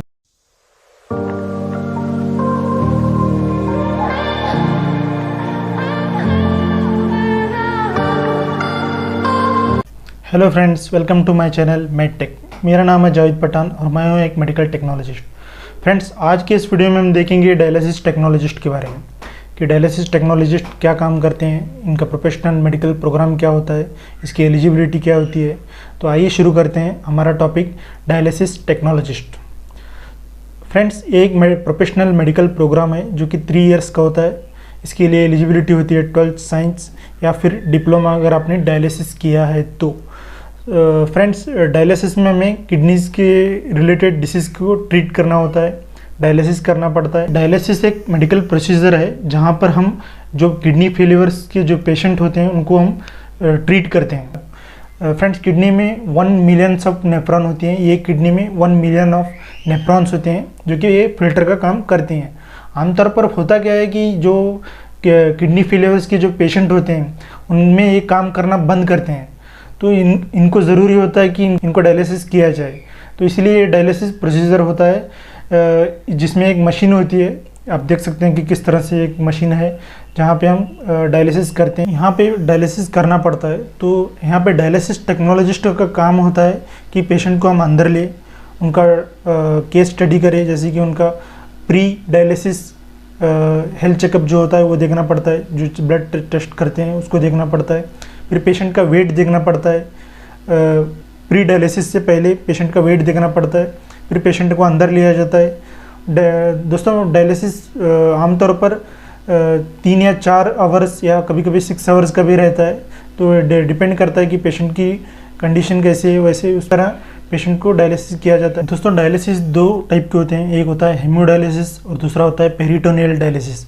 Haemodialysis में हम लोग हाथ से वेन पंक्चर करके डायलिसिस किया जाता है, और जो पेरिटोनियल डायलिसिस होता है वो है एब्डोमेन को पंक्चर करके वहाँ पे कैथेटर डाल के किया जाता है। फ्रेंड हीमोडायलिसिस जो होता है वीक में 2 या 3 बार किया जाता है, जो डिपेंड करता है कि पेशेंट की कंडीशन किस तरह है। जो पेरिटोनियल डायलिसिस होता है वो रेगुलर बेसिस होता है, डेली करना पड़ता है। तो ये होता है 2 प्रकार के डायलिसिस। यहाँ पे टेक्नोलॉजिस्ट दोनों के लिए भी काम करते हैं। कोई हीमोडायलिसिस में भी काम करता है, कोई पेरिटोनियल डायलिसिस डिपार्टमेंट में भी काम करता है।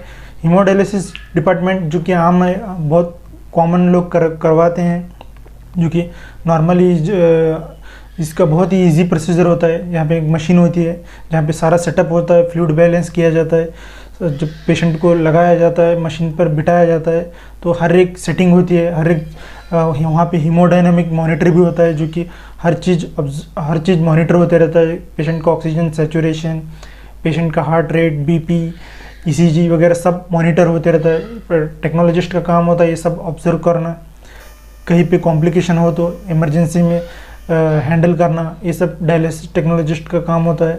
कई बार पेशेंट अरेस्ट में भी चला जाता है, तो वो भी टेक्नोलॉजिस्ट का काम होता है उसको ऑब्जर्व करे। दोस्तों, ये जो डायलिसिस प्रोसीजर होता है, जो लंबा प्रोसीजर चलता है, 6 आवर्स तक चलते रहता है, तो टेक्नोलॉजिस्ट को ये भी ऑब्जर्व करना पड़ता है कि हर छोटी से छोटी कॉम्प्लिकेशन ना हो। तो मशीन में जो सेटिंग होती है, जैसे कि अलार्म सेटिंग होती है, तो वहाँ पे कोई भी अगर आर्टिफैक्ट्स होता है तो मशीन अलार्म फायर करती है, तो हमें जाकर इमीडिएटली अटेंड करके उस मशीन में जो भी कॉम्प्लिकेशन आ रहा है तो उसको हैंडल करना पड़ता है। हर चीज़ केयरफुली ऑब्जर्व करना पड़ता है। तो पेशेंट को हर चीज़, पेशेंट कॉन्शियस है अनकॉन्शियस है वो भी देखना पड़ता है। ज़रूरत पड़े तो ब्लड प्रेशर भी बार बार देखना पड़ता है कि पेशेंट का ब्लड प्रेशर हाई हुआ है या लो हुआ है। मैनुअली भी आपको देखना पड़ता है कि ब्लड प्रेशर सही से हो रहा है या नहीं हो रहा है। तो ये होता है डायलिसिस टेक्नोलॉजिस्ट का काम। और फ्रेंड, इलेक्ट्रोलाइट बैलेंस भी देखना पड़ता है कि किस तरह से सोडियम, पोटेशियम, कैल्शियम ये सब नॉर्मली वर्क कर रहे हैं या नहीं, फ्लो हो रहा है कि नहीं। टाइम पर हेपारिन भी दिया जाता है, हेपारिन जो कि इंजेक्शन होता है, जो कि ब्लड क्लॉट होने से बचाती है, तो ये भी दिया जाता है, ये भी टेक्नोलॉजिस्ट ही देते हैं। तो आमतौर पर देखा जाए तो हर चीज़ यहाँ पे केयरफुली ऑब्जर्व करना पड़ता है। छोटी से छोटी कॉम्प्लिकेशन भी आपको बहुत बड़ा नुकसान कर सकती है पेशेंट को। तो ये सब छोटी छोटी चीज़ें टेक्नोलॉजिस्ट को देखना पड़ता है। तो फ्रेंड्स, यहाँ पे मोस्ट इम्पॉर्टेंट चीज़ है डॉक्यूमेंटेशन। पेशेंट का हर चीज़ डॉक्यूमेंट करना पड़ता है, रिकॉर्ड करना पड़ता है कि किस कंडीशन में पेशेंट का ब्लड प्रेशर सही था। तो दोस्तों, हर चीज़ रिकॉर्ड करना पड़ता है, जैसे कि पेशेंट का बीपी, इलेक्ट्रोलाइट बैलेंस सब एक रिकॉर्ड बनाना पड़ता है कि पेशेंट का ब्लड प्रेशर कितना था, कि प्रोसीजर में अगर कुछ ज़्यादा वेरिएशन आया है तो ये भी सब रिकॉर्ड करना पड़ता है। ये सब टेक्नोलॉजिस्ट का काम होता है कि हर चीज़ हम रिकॉर्ड करें। तो जैसे कि मैंने पहले कहा था कि पेशेंट का वेट चेक किया जाता है, तो प्री वेट चेक हमने किया था। उसके बाद हमें पोस्ट डायलिसिस का भी वेट चेक किया जाता है कि आफ्टर डायलिसिस पेशेंट का वेट कितना है। तो क्योंकि वो भी बहुत ही इम्पोर्टेंट है दोस्तों, कि अगर हम वेट भी डिपेंड करता है कि डायलिसिस का कितना इफेक्ट हुआ है, तो ये सब भी रिकॉर्ड करना पड़ता है। दोस्तों, कुल मिला के देखा जाए तो एक बहुत ही अच्छा प्रोग्राम है। अगर आप मेडिकल प्रोफेशनल अगर ये अलाइड हेल्थ प्रोग्राम करते हो, डायलिसिस टेक्नोलॉजिस्ट प्रोग्राम करते हो, तो आपको बहुत सारी अपॉर्चुनिटीज़ मिलेगी, जॉब अपॉर्चुनिटीज़ जैसे कि प्राइवेट सेक्टर हो, गवर्नमेंट सेक्टर हो, और बहुत सारी कंपनीज़ हैं जो कि आपको खुद हायर करती है। ज़रूरत पड़ी तो मैं उसके बारे में अलग से वीडियो बनाऊंगा। दोस्तों, उसके लिए मेरे चैनल पर बनी रहिए, तो मैं उसके लिए अलग से वीडियो बनाऊंगा कि कहाँ कहाँ आपको अपॉर्चुनिटी मिल सकती है प्राइवेट सेक्टर में, आप कहाँ कहाँ आपको हायर कर सकते हैं। दोस्तों, यहाँ पे आप 2 या 3 ईयर्स का एक्सपीरियंस करते हो, तो अगर आप फॉरेन चले जाते हो तो आपको बहुत सारे पे करेंगे, बहुत सारे हॉस्पिटल में आपको वैकेंसीज भी मिलेगी, तो अच्छा एक आपको डिमांड मिलेगा, अच्छा आपको एक पोजीशन मिलेगी एज ए डायलिसिस टेक्नोलॉजिस्ट। आप बहुत सारा अपना करियर बहुत ही अच्छा बना सकते हो। तो ये हुआ दोस्तों आज का वीडियो हमारा डायलिसिस टेक्नोलॉजिस्ट के बारे में। आज हमने देखा डायलिसिस टेक्नोलॉजिस्ट क्या होते हैं, मेडिकल प्रोफेशनल प्रोग्राम क्या होता है, एलिजिबिलिटी क्या होती है, जॉब अपॉर्चुनिटीज़ क्या हो सकती है, तो ये सब देखा हमने। तो ये एक अच्छा मेडिकल प्रोफेशनल प्रोग्राम है दोस्तों। अगर आप करते हो तो आप बहुत अच्छा करियर बना सकते हो इसमें। तो आपको सैलरी भी अच्छी मिलेगी अगर आप इंडिया में भी करते हो, अगर आप फॉरेन में भी करते हो, तो एक बहुत ही रिस्पेक्टेबल जॉब है फ्रेंड्स। तो उम्मीद करता हूँ दोस्तों आज का वीडियो मेरा आपको पसंद आया होगा। अगर आपको पसंद आया हो तो लाइक करो, सब्सक्राइब करो। अगर आप मेरे चैनल पर नए हो तो प्लीज़ मेरे चैनल को सब्सक्राइब करो और मेरे चैनल पर बने रहो, ताकि आपको और वीडियो बनाता रहूँ। तो मेरे चैनल पर बने रहिए, मेरे चैनल को सब्सक्राइब करो, लाइक करो, शेयर करो। Thank you very much friends for watching.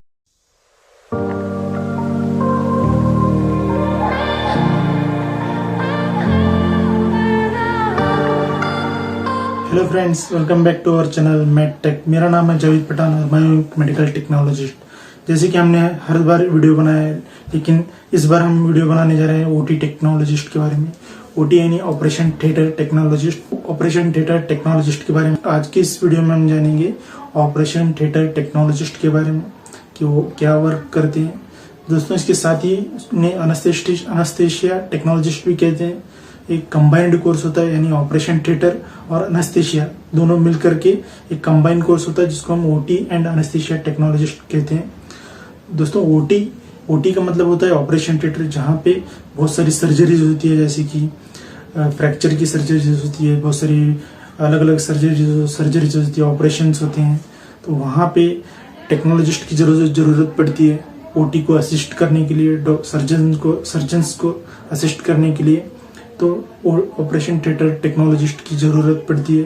Friends, operation theatre technology एक प्रोफेशनल मेडिकल प्रोग्राम है जो कि 3 इयर्स का होता है, जिसको हम ऑपरेशन थिएटर टेक्नोलॉजी कहते हैं। BSc in operation theatre technology और अनेस्थीसिया टेक्नोलॉजी कहते हैं। ये 3 इयर्स का होता है। इसके लिए एलिजिबिलिटी होती है 12th साइंस या फिर डिप्लोमा। अगर आपने ऑपरेशन थिएटर टेक्नोलॉजी में किया है तो आप एलिजिबल हो इसमें एडमिशन लेने के लिए। इसमें बहुत सारी अपॉर्चुनिटीज होती है जॉब में। आप ओटी में असिस्ट कर सकते हो हॉस्पिटल में। बहुत सारी सर्जरीज में आपको ऑफर्स मिलेंगे, जैसे कि आपको जाके असिस्ट करना पड़ता है। गायनेक सर्जरी हो सकता है, ऑर्थोपेडिक सर्जरी हो सकती है, बहुत सारे ट्रॉमा सर्जरीज होती है, वहाँ पे जाके आपको असिस्ट होना पड़ता है। तो एक बहुत ही सर्जरीज जो है कि बहुत ही लंबा प्रोसेस होता है, बहुत देर तक आपको रुकना पड़ता है। तो लेकिन इसकी अपॉर्चुनिटीज आपको बहुत है। आजकल अगर आप कंप्लीट करते हो, पास आउट होते हो, तो आपको बहुत सारी अपॉर्चुनिटीज मिलेंगी जॉब के लिए। आप कहीं पे भी काम कर सकते हो हॉस्पिटल में, तो आप सर्जरीज में असिस्ट कर सकते हो। तो अगर आप 3 इयर्स का प्रोग्राम करते हो ऑपरेशन थिएटर टेक्नोलॉजी और साथ में अनेस्थीसिया टेक्नोलॉजी भी करते हो, तो अनेस्थीसिया ये होता है जिस जगह पर हम ऑपरेशन करते हैं वहाँ उस जगह को हम अनेस्थीसिया दिया जाता है ताकि उस जगह नमनेस हो जाए, तो वहाँ पे हम सर्जरीज इजीली कर सके, तो पेशेंट को पेन नहीं होता। तो इसलिए सर्जरीज आराम से हो जाती है। जैसे कि लोकल अनेस्थीसिया और जनरल अनेस्थीसिया हम कहते हैं। लोकल अनेस्थीसिया एक वो होता है जहाँ पे स्पेसिफिक एरिया को हम अनेस्थीसिया दिया जाता है। अगर समझ लीजिए कि पर्टिकुलर एरिया में हमें सर्जरीज करनी है, जैसे कि हाथ हो, पैर हो, तो उसी जगह को हम सिर्फ अनेस्थीसिया दिया जाता है। लेकिन जनरल अनेस्थीसिया में पूरा होल बॉडी को अनेस्थीसिया दिया जाता है। तो ये भी एक टेक्नोलॉजी का काम होता है, टेक्नीशियन का काम होता है कि कौन सा अनेस्थीसिया कब देना चाहिए। और सर्जरीज में प्रोएक्टिव होना चाहिए कि कुछ भी ज़रूरत पड़ जाए, हेपेरिन लोकल हेपेरिन देना पड़े, लोकल देना पड़े, इमरजेंसी ड्रग्स जैसे कि एट्रोपिन। पेशेंट कभी भी ब्रैडिकार्डिया में वगैरह जा सकता है, तो वहाँ पे आपको इजीली एक्टिव रहना पड़ता है। ये ऑपरेशन थिएटर टेक्नोलॉजिस्ट का काम होता है कि वो ऑब्जर्व करे हर चीज़ कि किस तरह से हमें देखना चाहिए कि पेशेंट किस कंडीशन में है, पेशेंट को क्या नीड है। साथ में ऑपरेशन थिएटर में दोस्तों हीमोडायनामिक मॉनिटर होता है, जहाँ पे ईसीजी, पल्स रेट, बीपी सब ऑब्जर्व होता है। ऑक्सीजन सैचुरेशन दिखते रहता है, तो वहाँ पे हमें ऑब्जर्व करना पड़ता है कि पेशेंट कौन सी कंडीशन में है, वेल है या नहीं, ईसीजी नॉर्मल आ रहा है, हार्ट रेट नॉर्मल आ रहा है, ये सब हमें ऑब्जर्व करना पड़ता है। अगर ऑक्सीजन लेवल कम हो रहा है तो तुरंत ऑक्सीजन लगाना चाहिए। तो ये सब हमें ऑब्जर्व करना पड़ता है। एक ओटी टेक्नोलॉजिस्ट का काम होता है कि आप ऑब्जर्व करें। दोस्तों ये आप देख सकते हैं किस तरह से ओटी ऑपरेशन थिएटर सेटअप है, आप सामने देख सकते हैं, जहाँ पे सीएम मशीन है और एनेस्थीसिया टेबल है और इमरजेंसी के लिए डिफिब्रिलेटर है। तो ये सब वहाँ पे ज़रूरत पड़ती है। ये देख सकते हैं ईसीजी मशीन, हीमोडायनामिक मॉनिटर्स, ये सब हमें सब ज़रूरत पड़ती है जब हम प्रोसीजर्स करते हैं, जब हम ऑपरेशंस करते हैं, क्योंकि पेशेंट कभी भी कार्डियक अरेस्ट में जा सकता है। कोई भी सर्जरीज में 10 और 15% रिस्क होता ही होता है। तो पेशेंट कभी भी अरेस्ट में जा सकता है, वीटी में जा सकता है। फ्रेंड्स, इन सब इंस्ट्रूमेंट की ज़रूरत पड़ती है ऑपरेशन थिएटर टेक्नोलॉजिस्ट में, खास करके डिफिब की, क्योंकि कोई भी सर्जरीज हो वहाँ पे 10 to 15% रिस्क ज़रूर होता है, क्योंकि पेशेंट कार्डियक अरेस्ट में चला जा सकता है, वीटी में चला जा सकता है। तो इसीलिए हमें रेडी रहना चाहिए कि डिफिब रेडी होना चाहिए, तुरंत हम शॉक दे सके। तो ये भी टेक्नोलॉजिस्ट ही करते हैं कि इमीडिएटली जा करके शॉक दे दे, और अनेस्थीसिया जहाँ पे हम अनेस्थीसिया दे सके। और ईसीजी मशीन, ताकि पेशेंट का कार्डियक हीमोडायनामिक मॉनिटर देख सके, ईसीजी देख सके। तो ये आप देख सकते हैं हीमोडायनामिक मॉनिटर भी है, ताकि हम पेशेंट का प्रेजेंट कंडीशन भी देख सकते हैं, ECG, heart rate, BP, oxygen saturation. अगर कुछ भी चेंजेस आता है तो हीमोडायनामिक मॉनिटर में इमीडिएटली दिख जाता है। कोई भी पेशेंट अगर ऑपरेशन थिएटर में आता है तो उसका प्रिपरेशन सब टेक्नोलॉजिस्ट ही बनाते हैं। ट्रॉली प्रिपेयर करना, ट्रॉली में कौन सी चीज़ डालना, जैसे कि इक्विपमेंट होते हैं, जैसे कि सीजर्स हो, नाइफ हो, ब्लेड हो, सर्जिकल ब्लेड हो, ये सब ट्रॉली में प्रिपेयर करना पड़ता है। ये सब टेक्नोलॉजिस्ट ही करते हैं, ट्रॉली प्रिपेयर करके रेडी रहते हैं। साथ में नर्स भी होते हैं, डॉक्टर्स होते हैं जो कि सर्जन्स होते हैं, और भी कई सारे टीम्स होते हैं जो कि सब ऑब्जर्व करते रहते हैं। लेकिन उसमें भी आपका बहुत बड़ा रोल होता है, ताकि आप अच्छे से हैंडल कर सके। इन 3 इयर्स के प्रोग्राम में आप हर चीज़ सीखोगे कि किस तरह से सर्जरीज को हैंडल किया जा सकता है, किस तरह से सर्जरीज में आर्टिफैक्ट्स हो सकते हैं, किस तरह से सर्जरीज में हमें प्रोएक्टिव होना चाहिए, किस तरह से सर्जरीज में हमें हैंडल करना चाहिए। तो आप 3 इयर्स के प्रोग्राम में सीख जाओगे। 3 इयर्स होने के बाद आपको 6 मंथ इंटर्नशिप होता है, जहाँ पे आप हॉस्पिटल में 6 मंथ का इंटर्नशिप करोगे, ऑब्जर्वेशन करोगे, सर्जरीज में रुकोगे, तो आपको पूरा परफेक्ट हो जाता है, आप हैंडल कर सकते हो, आपको आइडिया मिलेगा। उसमें अगर आप ये 3 इयर्स का प्रोग्राम कंप्लीट करते हो तो आप इंडिया में भी काम कर सकते हो, आउट ऑफ कंट्री में भी काम कर सकते हो, जहाँ पे बहुत सारी अपॉर्चुनिटीज हैं। फ्रेंड्स, अगर ये आप 3 इयर्स का प्रोग्राम कंप्लीट करते हो BSc in OT anaesthesia technology, अगर तो आप कहीं भी काम कर सकते हो हॉस्पिटल में, आप इंडिया में भी काम कर सकते हो, फॉरेन में भी काम कर सकते हो। कई सारी गवर्नमेंट वैकेंसी होती है, वहाँ पे भी आप काम कर सकते हो। जहाँ जहाँ सर्जरीज होती है आप अटेंड कर सकते हो। तो ये बहुत ही अच्छा अपॉर्चुनिटी है। आजकल फॉरेन में भी बहुत डिमांड है, और ऑपरेशन थिएटर टेक्नोलॉजिस्ट के लिए वैकेंसी बहुत सारी निकलती है। बहुत सारे इंडियंस जाते हैं, बहुत सारे एशियंस जाते हैं, प्रोग्राम कंप्लीट करके इंटर्नशिप करके एक्सपीरियंस 2 इयर्स का एक्सपीरियंस मिनिमम लगता है। आप जा सकते हो, सऊदी अरब जा सकते हो, कोई भी आउट ऑफ कंट्री में आप जॉब कर सकते हो। देखा जाए तो इसकी बहुत सारी बेनिफिट्स हैं। ऑपरेशन थिएटर टेक्नोलॉजिस्ट को काफ़ी सारे इंस्ट्रूमेंट का नॉलेज मिलेगा आपको। सीएम मशीन हो या एनेस्थीसिया मशीन हो, सबका आपको नॉलेज मिलेगा। सब चीज़ें आप अकेले हैंडल कर सकते हो। तो एक बढ़िया और अच्छा प्रोफेशनल मेडिकल प्रोग्राम है, जिसमें आप अपना बहुत ही अच्छा करियर बना सकते हो।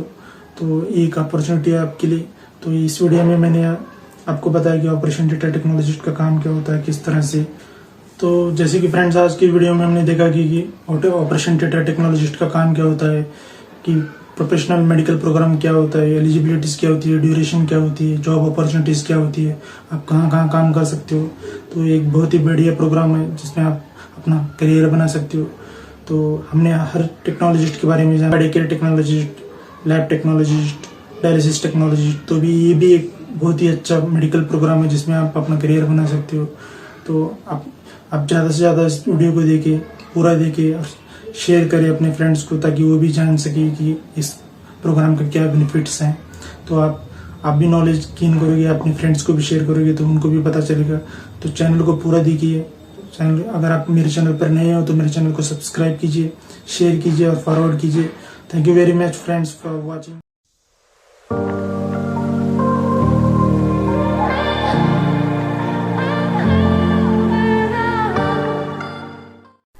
Hello friends, welcome back to our channel. तो आज की वीडियो में हम देखेंगे रेस्पिरेटरी थेरेपिस्ट के बारे में। रेस्पिरेटरी थेरेपिस्ट एक प्रोफेशनल मेडिकल प्रोग्राम है, जो कि 3 इयर्स का होता है। एलिजिबिलिटी होती है 12th साइंस।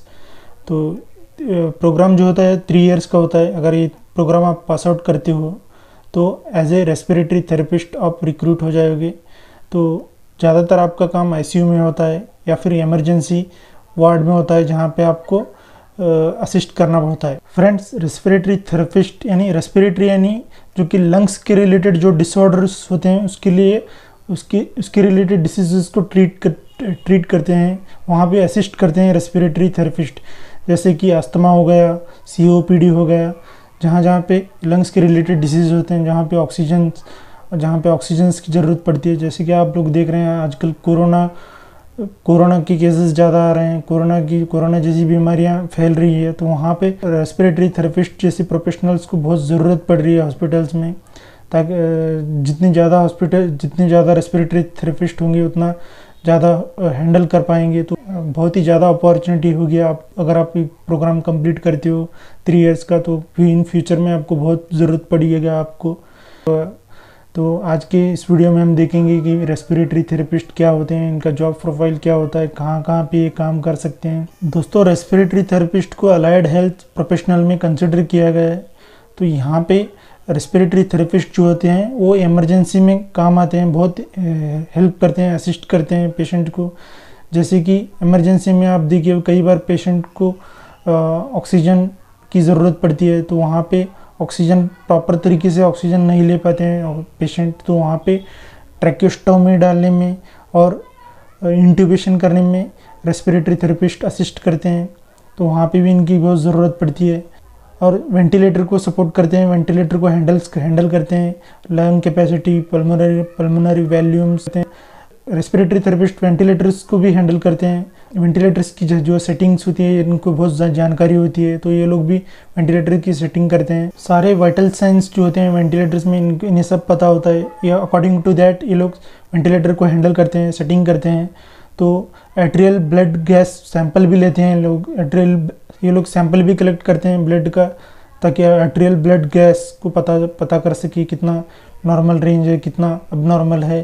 तो ये वहाँ पे भी ये लोग काम आते हैं। रेस्पिरेटरी थेरेपिस्ट को एंडोट्रैकियल ट्यूब भी डालना आता है, तो ये लोग वहाँ पे भी सपोर्ट करते हैं। हर चीज़ जो इमरजेंसी में काम आती है, जहाँ रेस्पिरेटरी अरेस्ट में चला जाता है पेशेंट, तो वहाँ पे भी ये लोग असिस्ट करते हैं।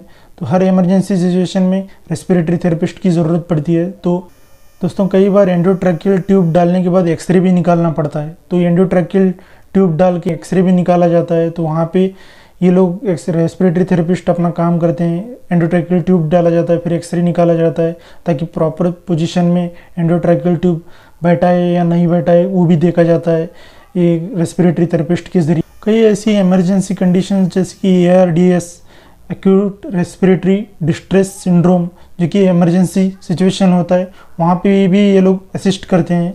और कई बार COPD यानी क्रोनिक ऑब्स्ट्रक्टिव पल्मोनरी डिजीज़, ये भी एक बहुत ही इमरजेंसी सिचुएशन है जहाँ पे लंग्स कोलैप्स हो जाते हैं। तो ये भी यहाँ पे भी ये लोग थेरेपी का काम करते हैं, बहुत ही इमरजेंसी में ये लोग अवेलेबल होते हैं। तो यहाँ पे भी इनकी बहुत ज़रूरत पड़ती है। पेशेंट को प्रॉपर पोजीशन देना, उनको सही तरीके से ET ट्यूब लगाना, प्रोन पोजीशन दे करके ET ट्यूब लगाना, बहुत सारी टेक्निक्स होती हैं जो कि इनको पता होती है और एक करेक्ट हैंडल करते हैं। तो कि जो कि बहुत ही इम्पोर्टेंट होता है इमरजेंसी में, प्रॉपर पोजीशन देना, प्रॉपर ET ट्यूब लगाना, प्रॉपर इंट्यूबेशन करना, प्रॉपर एम्बू बैग लगाना। तो ये सारी चीज़ इनको सिखाया जाता है। ये लोग वेल ट्रेंड होते हैं, तो इनको बहुत अच्छी तरह से काम करना आता है रेस्पिरेटरी थेरेपिस्ट। फ्रेंड्स, हर इमरजेंसी सिचुएशन में ये लोग काम आते हैं। जैसे कि आप समझ लीजिए कोई ऑपरेशन थिएटर में ऑपरेशन चल रहा है, सर्जरी चल रही है, तो वहाँ पे कभी भी पेशेंट रेस्पिरेटरी अरेस्ट में चला जाता है, तो वहाँ पे भी बहुत ज़रूरी होता है पेशेंट को इंट्यूबेशन करना, ट्रैकियोस्टोमी लगाना, अम्बू बैग को लगाना। तो वहाँ पे भी इमीडिएटली ये लोग आ जाते हैं और अपना काम शुरू कर देते हैं। किसी भी हालत में ये लोग पेशेंट को हैंडल कर लेते हैं। तो इनकी बहुत ज़रूरत होती है हॉस्पिटल में, खास करके इमरजेंसी डिपार्टमेंट में। तो ये हर चीज़ को हैंडल कर लेते हैं इजीली। ऑक्सीजन लगाना, ट्रैकियोस्टोमी लगाना, इंट्यूबेशन करना, पेशेंट को अच्छे तरीके से वेंटिलेटर को सेटिंग लगाना, लंग्स वॉल्यूम सैचुरेशन को मेंटेन करना, तो हर चीज़ इन्हें पता होता है।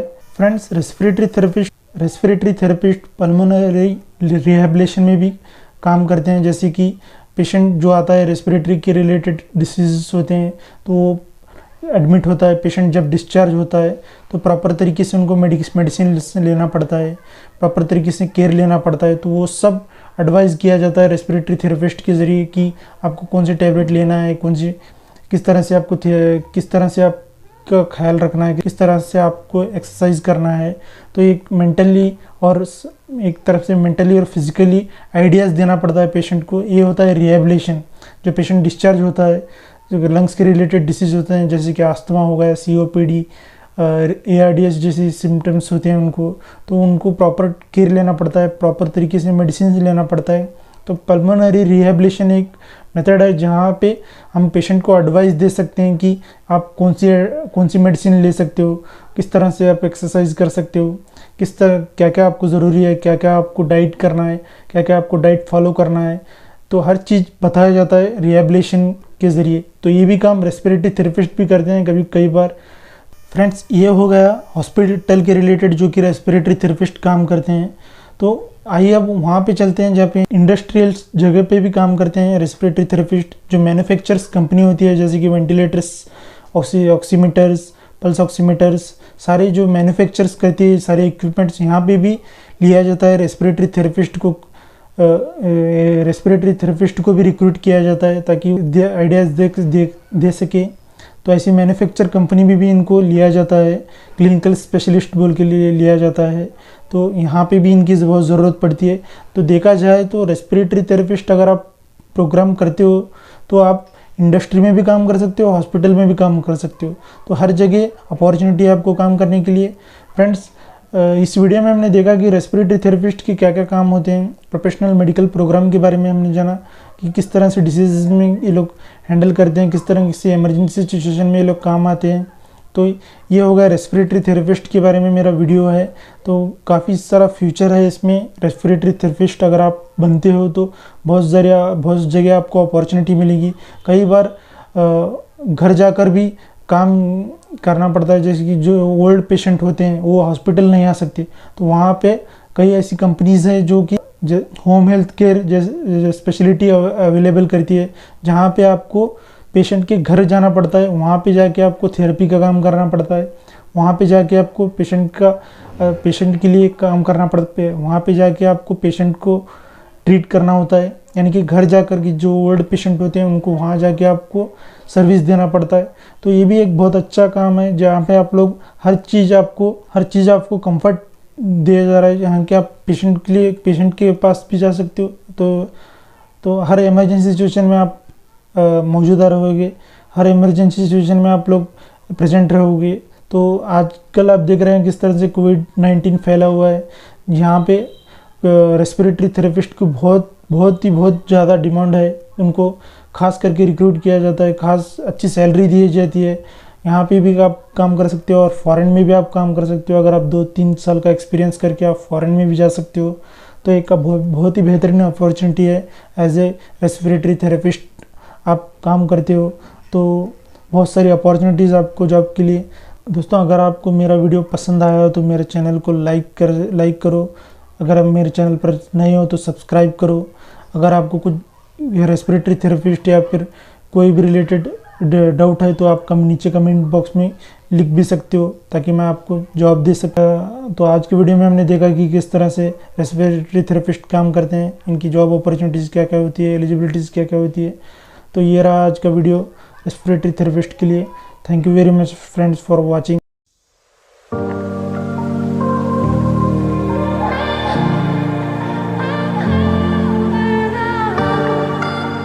Hello friends, welcome back to our channel med tech. दोस्तों, आज का जो हमारा वीडियो है बहुत ही खास होने जा रहा है, क्योंकि आज के इस वीडियो में हम डिस्कस करेंगे ऑप्थेल्मोलॉजी टेक्नीशियन के बारे में, ऑप्थेल्मोलॉजी टेक्नोलॉजिस्ट के बारे में। फ्रेंड्स, ये एक प्रोफेशनल मेडिकल प्रोग्राम है जो कि अलाइड हेल्थ प्रोफेशनल में कंसिडर किया गया है। दोस्तों, आज के इस वीडियो में हम देखेंगे ऑप्थेल्मोलॉजी टेक्नीशियन के बारे में या फिर ऑप्थेल्मोलॉजी टेक्नोलॉजिस्ट के बारे में। दोस्तों, ये भी एक प्रोफेशनल मेडिकल प्रोग्राम है, इसको भी अलाइड हेल्थ प्रोफेशनल में कंसिडर किया गया है। बहुत ही बेहतर प्रोग्राम है, बहुत ही बेहतर करियर अपॉर्चुनिटी है। अगर आप ऑप्थेल्मोलॉजी टेक्नीशियन या फिर टेक्नोलॉजिस्ट प्रोग्राम कंप्लीट करते हो तो बहुत सारी अपॉर्चुनिटीज़, आपको जॉब की अपॉर्चुनिटीज़ मिलेंगी। तो आज के इस वीडियो में हम डिस्कस करेंगे ऑप्थेल्मोलॉजी टेक्नीशियन के बारे में। तो वीडियो को पूरा देखिए, मेरे वीडियो पे बने रहे। अगर आप मेरे चैनल पे पहली बार हैं तो प्लीज़ मेरे चैनल को सब्सक्राइब करें। तो आइए शुरू करते हैं आज का video ophthalmology technician. Friends, ophthalmology technician एक 3 इयर्स का प्रोफेशनल मेडिकल प्रोग्राम होता है। अगर आप डिग्री कर रहे हो 12th के बेसिस पे तो 3 इयर्स का होता है। अगर आप डिप्लोमा कर रहे हो 10th के ऊपर से तो आपका 3 इयर्स का भी एक प्रोग्राम होता है। जब आप डिप्लोमा करोगे तो ये सर्टिफिकेट इन ऑप्थेल्मोलॉजी टेक्नीशियन होगा। अगर आप ग्रेजुएशन करोगे BSc इन ऑप्थेल्मोलॉजी टेक्नोलॉजी या फिर टेक्नोलॉजिस्ट आप बनोगे। फ्रेंड्स, ये एक प्रोफेशनल मेडिकल प्रोग्राम है, इसको भी अलाइड हेल्थ प्रोफेशनल में कंसिडर किया गया है। बहुत सारे कॉलेजेस हैं इंडिया में जहाँ पे आप ये प्रोग्राम कर सकते हो। बेसिकली इन प्रोग्राम में होता क्या है कि आप ऑप्थेमोलॉजी टेक्नीशियन या फिर टेक्नोलॉजिस्ट, आप एक ऑप्थेमोलॉजिस्ट के अंडर काम करोगे जो आई डिसऑर्डर के अंदर ट्रीट करते हैं, जो कि जो आँख की जो बीमारी होती है वहाँ पे इलाज होता है। तो वहाँ पे आपको असिस्ट करना होता है एक ऑप्थेमोलॉजिस्ट के अंदर। फ्रेंड्स, जो डॉक्टर्स होते हैं जो आई एग्जामिनेशन करते हैं या फिर आंखों के रिलेटेड कोई भी बीमारी, कोई भी सर्जरी करते हैं तो उनको ऑप्थेमोलॉजिस्ट कहा जाता है। तो आपका जो काम होता है, आपको असिस्ट करना होता है ऑप्थेमोलॉजिस्ट के अंडर। वो कोई भी काम हो सकता है, जैसे कि आई टेस्ट करना पड़ता है, कई बार जो लोगों का जो ग्लास का नंबर बढ़ गया रहता है तो आपको वो टेस्ट करना पड़ता है। दोस्तों, यहाँ पे बहुत सारे इंस्ट्रूमेंट्स होते हैं जहाँ पे आपको आई टेस्ट करना होता है। देख सकते हैं आप कैसे इंस्ट्रूमेंट्स हैं जहाँ पे आई को टेस्ट किया जाता है, आँखों को टेस्ट किया जाता है। तो कोई भी एबनॉर्मलिटी या डिसऑर्डर होते हैं तो आप इजीली इसको पता लगा सकते हो। कि जब आप ये प्रोग्राम करते हो तो आपको हर चीज़ सिखाई जाती है कि किस तरह से आप लोगों को डायग्नोसिस करना है, आंखों को किस तरह से आपको पता लगाना है कि डिसीज़ कौन सी है, क्या है। ये सब चीज़ें आपको ट्रेनिंग में सिखाई जाती है। जब आप ये प्रोग्राम करते हो तो किस तरह से आपको इन चीज़ों को ध्यान में रखना है, किस तरह से डिसीज़ को फाइंड आउट करना है। कोई भी छोटी सी बड़ी बीमारियाँ हर आंखों के रिलेटेड जो होती है वो आपको पता लगाना होता है। तो बेसिकली ऑप्थेमोलॉजी टेक्नीशियन या फिर टेक्नोलॉजिस्ट जो होते हैं वहीं पे असिस्ट करते हैं। कई बार इनको सर्जरी में भी असिस्ट किया जाता है। कई जो आंखों के ऑपरेशन होते हैं जैसे कि मोतियाबिंदु ऑपरेशन, रेटिना ट्रांसप्लांट सर्जरी होती है, बहुत सारे आंखों के रिलेटेड जो भी सर्जरीज होती है वहाँ पे आपको असिस्ट करना होता है। तो ऑप्थेमोलॉजी टेक्नीशियन वहाँ पे असिस्ट करते हैं, हर छोटी छोटी एग्जामिनेशन में असिस्ट करते हैं ऑप्थेमोलॉजी टेक्नीशियन। फ्रेंड्स, अगर आप ऑप्थेमोलॉजी टेक्नोलॉजी प्रोग्राम करते हो तो आप बहुत जगह पर आप काम कर सकते हो। बहुत जगह आपको अपॉर्चुनिटी मिलेंगी, जैसे कि प्राइवेट सेक्टर हो, गवर्नमेंट सेक्टर हो। कई ऐसी एजेंसीज होती हैं जहाँ पे आपको काम करना होता है।